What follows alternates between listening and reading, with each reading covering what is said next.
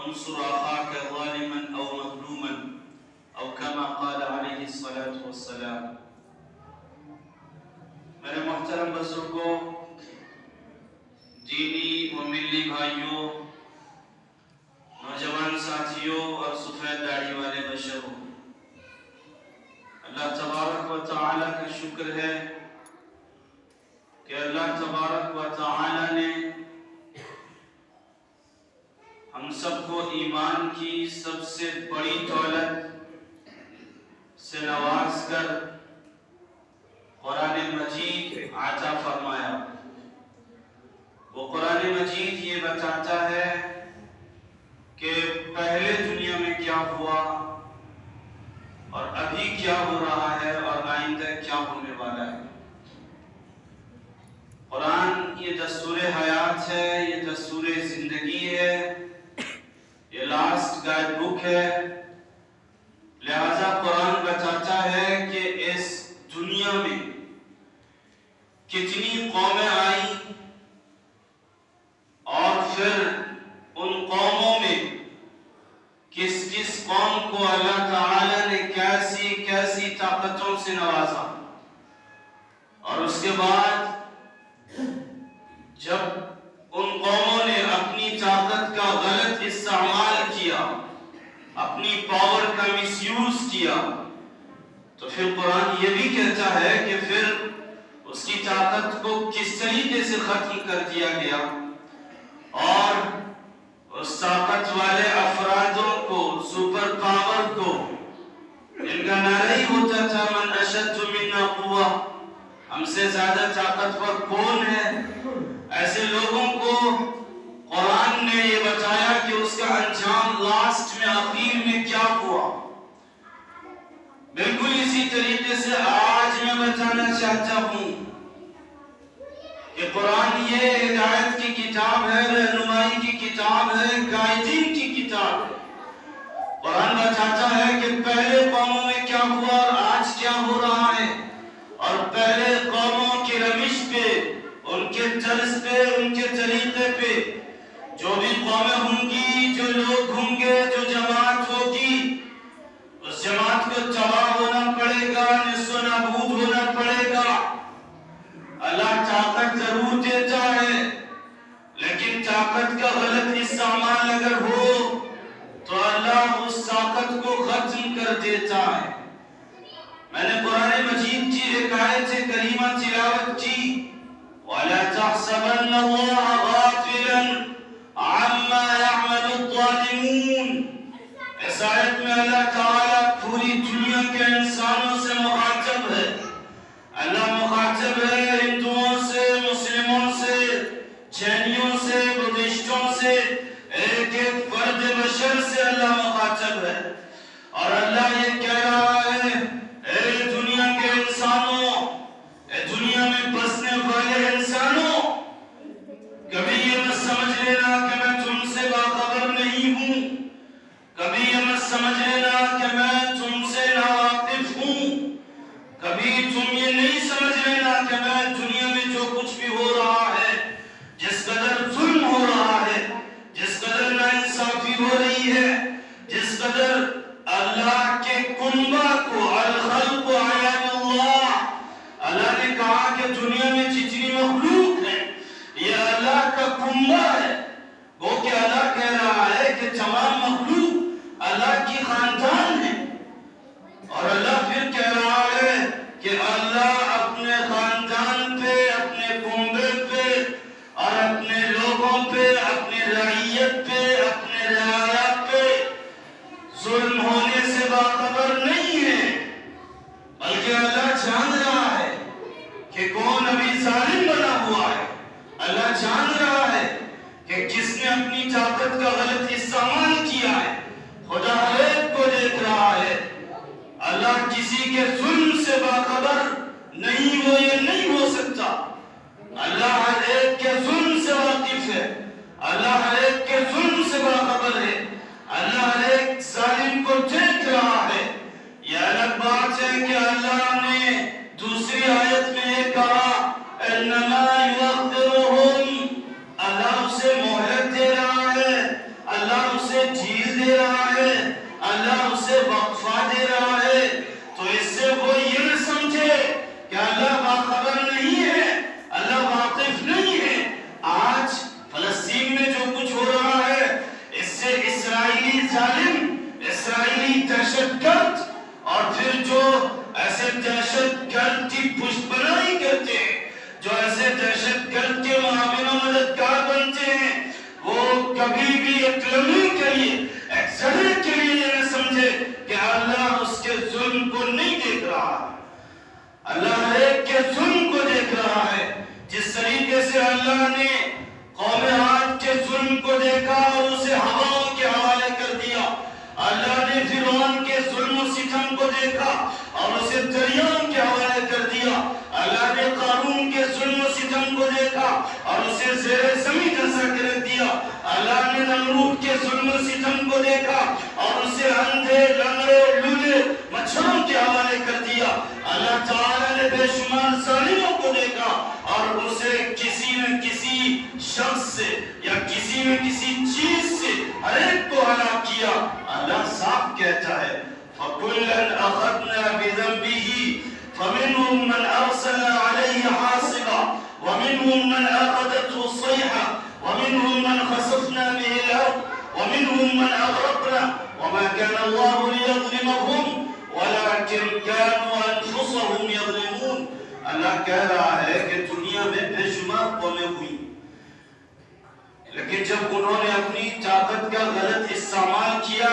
فَكُلًّا أَخَذْنَا بِذَنبِهِ، تو ہم نے ان کے جرم کی وجہ سے، ان کے کرائم کی وجہ سے، ان کے گناہ کی وجہ سے، ان کے ظلم کی وجہ سے ہم نے ہر ایک کی گرفت کی، ہم نے ہر ایک کی پکڑ کی۔ کسی کو ہواؤں کے حوالے کر دیا، کسی کو صاعقہ بجلی کے حوالے کر دیا، تو کسی کو کسی پہ آگ کی بارش کی، تو کسی کو زیر زمین دھنسا کے رکھ دیا، تو کسی کو پانی کے حوالے کر دیا، تو کسی کو کسی اور کے ذریعے سے پٹوا دیا اور ہر ایک کا قصہ ختم کر دیا۔ تو قرآن کا یہ اصول ہے اور اللہ کا یہ اصول ہے، اللہ کا دستور ہے کہ اللہ جسے طاقت دیتا ہے اللہ اسے مہلت بھی دیتا ہے، اللہ اسے ڈھیل بھی دیتا ہے۔ لہذا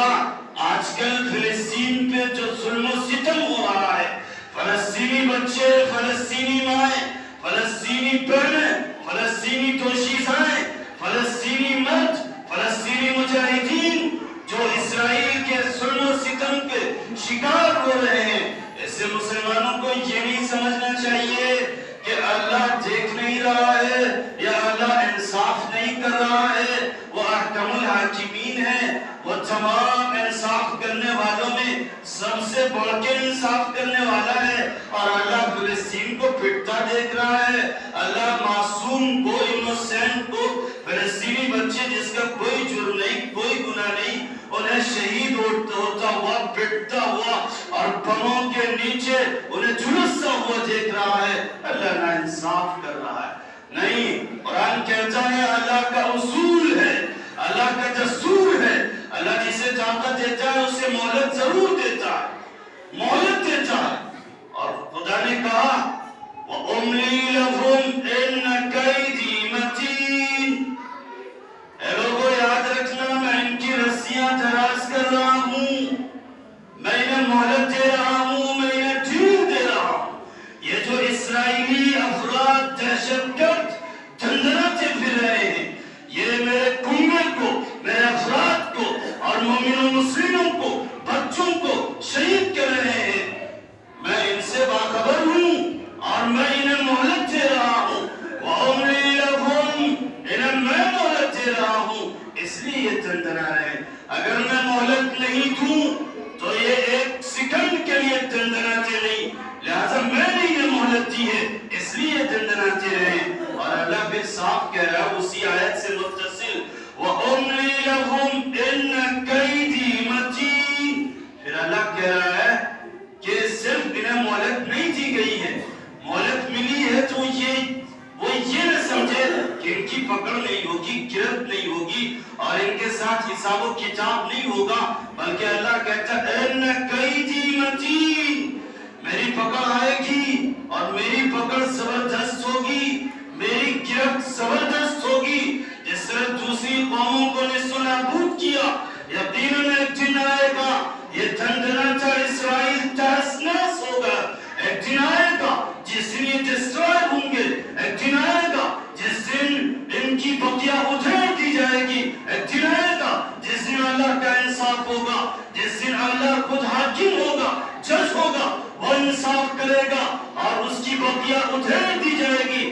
لیے اللہ کے اصول کو سمجھنا پڑے گا، اللہ کے حکم کو سمجھنا پڑے گا کہ اللہ جسے طاقت دیتا ہے اسے مہلت دیتا ہے کہ دندناؤ جتنا دندناتا، جتنے ظلم کرنے ہیں ظلم کر لو، جس قدر تمہیں فتنہ فساد اور دہشت گردی پھیلانا ہے سب کر لو، لیکن باخبر رہنا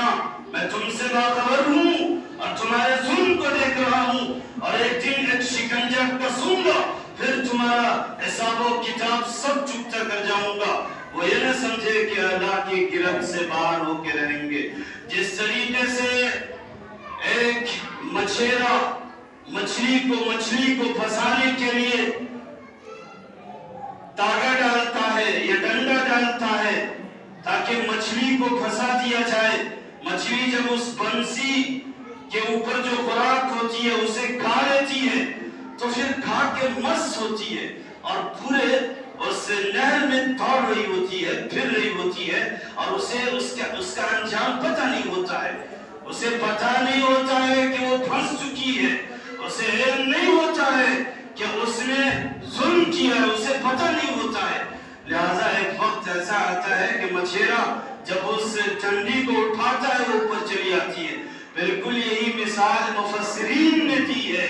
کہ کوئی یہ نہ سمجھے کہ ظلم کرنے کی وجہ سے اللہ مہلت دے رہا ہے جب وہ دندناتے رہے اور ادھر ادھر ظلم اور فساد برپا کرتے رہے، اللہ کی پکڑ نہیں آئے گی، اللہ کی پکڑ آئے گی، اللہ کا دستور ہے، اور اللہ انصاف نہیں کرے گا تو کون کرے گا؟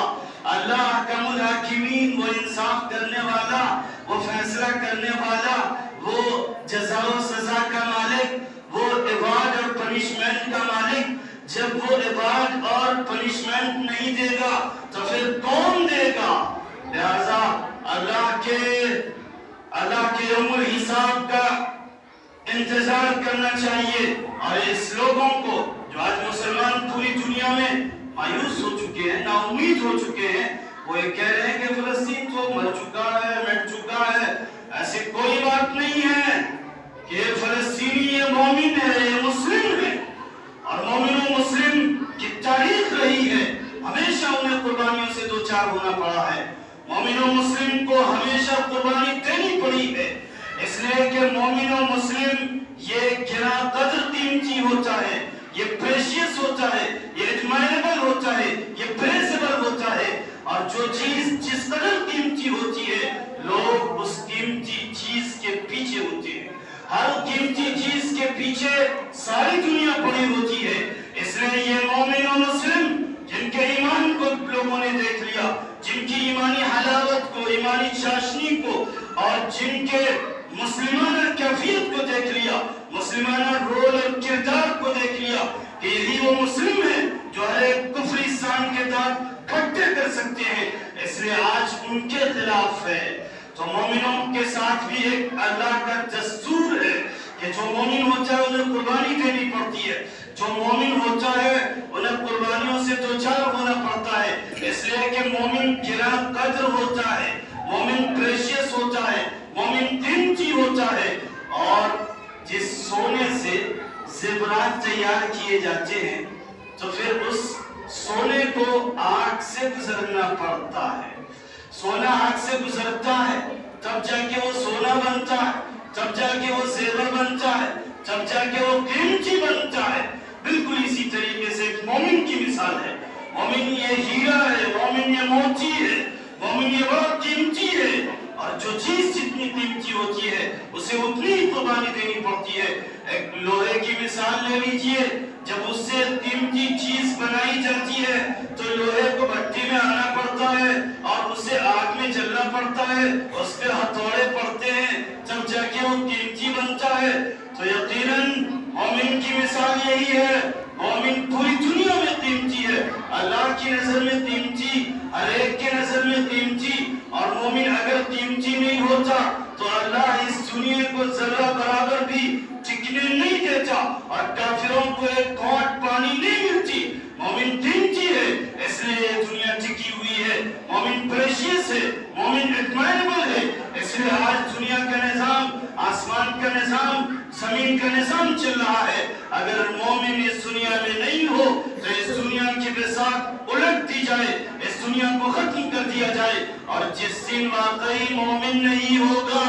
اس دن اس دنیا میں قیامت برپا ہو جائے گی، اس دن اس دنیا کو ختم ہونا پڑے گا۔ اس لیے مومن ٹینچی ہے اور قیمتی چیز کو قربانیوں سے گزرنا پڑتا ہے۔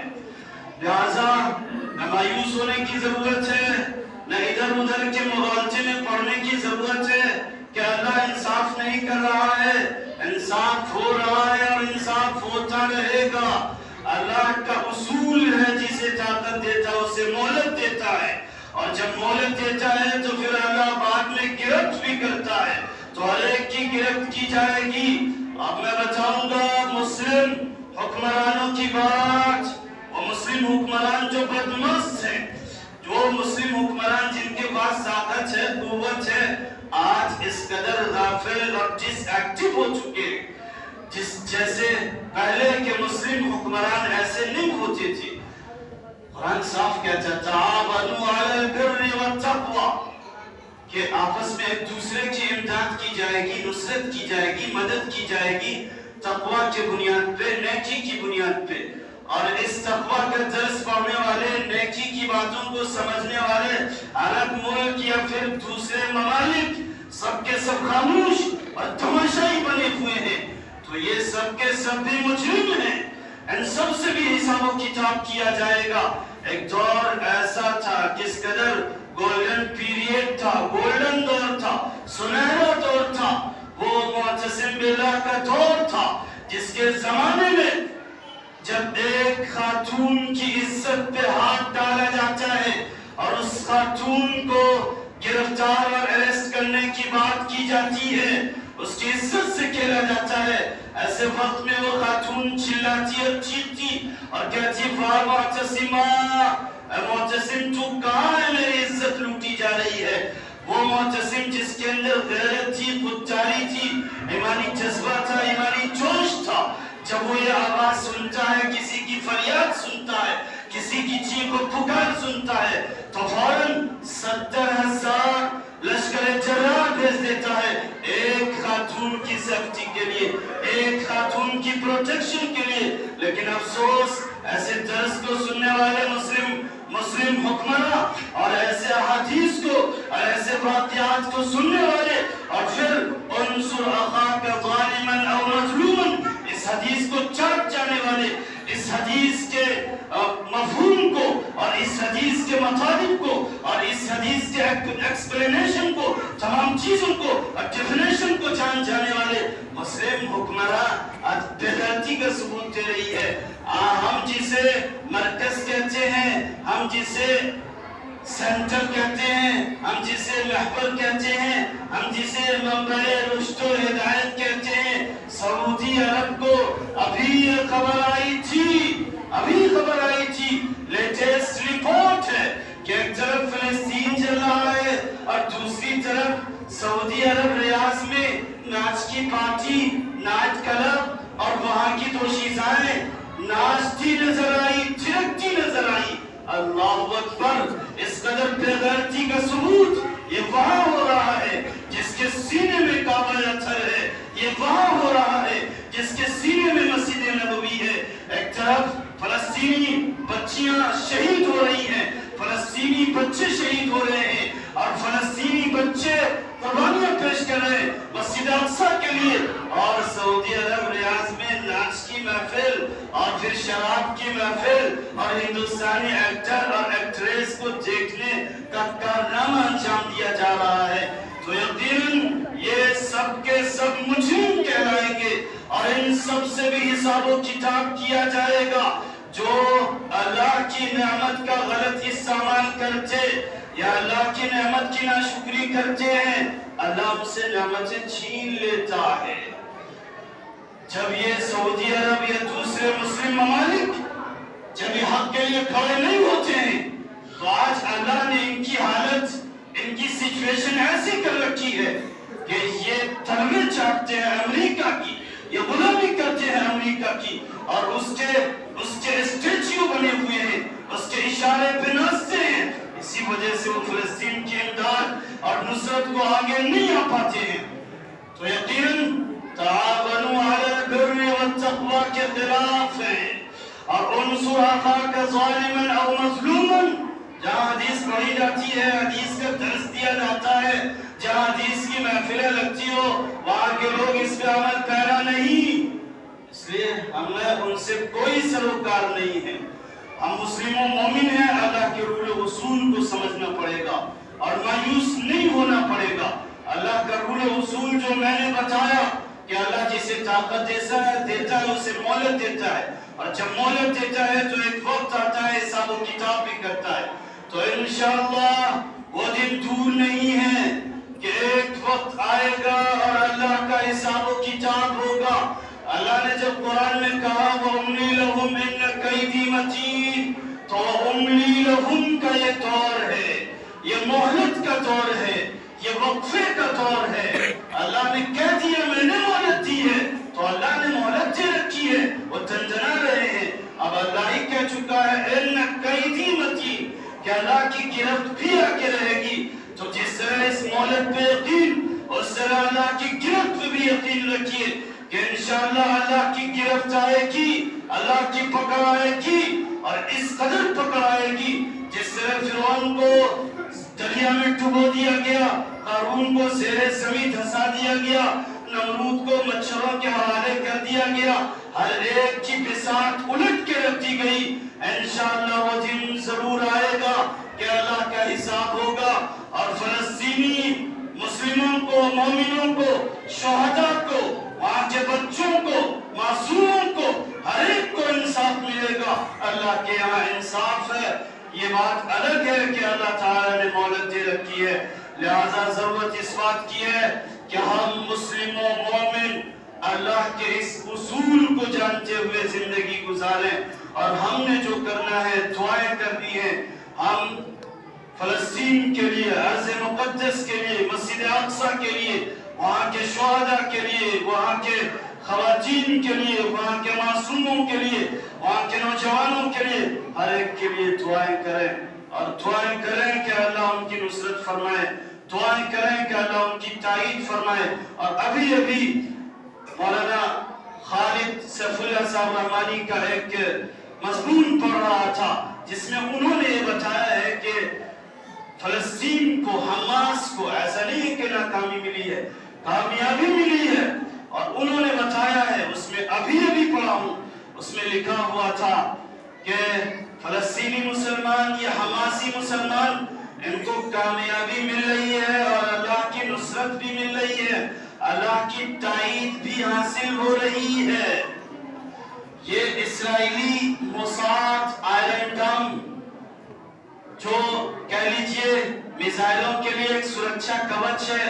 میزائلوں کو روکنے کا ایک آلہ، ایک مشین ہے، اسے تہس نہس کر کے رکھ دیا، اسے ڈسٹرائے کر دیا، اسی پہ اسے غرور تھا، اسی پہ اسے ناز تھا، اور ساری دنیا میں وہ ڈھول پیٹتے تھے کہ میرے پاس تو سرکشا کوچ ہے، میرے پاس آئرن ڈم ہے، میرے پاس موساد ہے، لہذا ہم ہر ایک کے حملے کو، اٹیک کو، آکرمن کو دیکھ سکتے ہیں۔ لیکن انہوں نے لکھا ہے، اور صحیح رپورٹرز یہ بتاتے ہیں کہ ان کے آئرن ڈم سسٹم کو ختم کر دیا گیا، ان کے موساد کو تہس نہس اور ڈسٹرائے کر کے رکھ دیا گیا ہے۔ یقیناً یہ کامیابی ہے، اور کئی ٹینک تباہ کر دیے گئے، اور کئی ان کے کمانڈر کو جہنم واصل کر دیا گیا۔ یہ تمام صورتیں پیش آ رہی ہیں، اللہ نصرت کر رہا ہے، تائید فرما رہا ہے، نصرت ہوتی رہے گی، تائید چلتی رہے گی۔ اور مفتی تقی عثمانی صاحب، ان کا ایک ویڈیو دیکھا، اس میں انہوں نے کہا کہ فلسطینی مسلمان یہ یونیک مسلمان ہیں، یہ فرسٹ درجے کے مسلمان ہیں، یہ اول درجے کے مسلمان ہیں، اور اس کا وہ ثبوت بھی پیش کر رہے ہیں۔ تو یقیناً ان کی قربانیوں سے پتہ چلتا ہے کہ وہ فرسٹ درجے کے مسلمان ہیں، وہ یونیک مسلمان ہیں۔ اسی وجہ سے ظاہری طور پہ بھی وہ قربانی دے رہے ہیں، اور باطنی طور پہ بھی وہ تیار ہیں مسجد اقصی کی حفاظت کے لیے۔ تو یہ تمام چیزیں بتاتی ہیں کہ وہ ایسے ہیں جن کے اندر غیرت ہے، خودداری ہے، اور جن کی نصرت اور تائید ہو رہی ہے، اور اللہ بھی ان کی نصرت فرمائے گا اور حساب و کتاب فرمائے گا۔ मुजरिमों को, जालिमों को उनके कफर और किरदार तक, अंजाम तक पहुंचा दिया जाएगा। लिहाजा ज़रूरत इस बात की है कि हम सब दुआ फरमाएं अपने लिए, पूरी दुनिया के लिए, खासकर फ़लस्तीनी मज़लूमों के लिए, फ़लस्तीनी मुसलमानों के लिए, मस्जिद अक़सा की हिफाजत के लिए कि अल्लाह उसकी हिफाजत फरमाए। आमीन व आखिरु दावाना।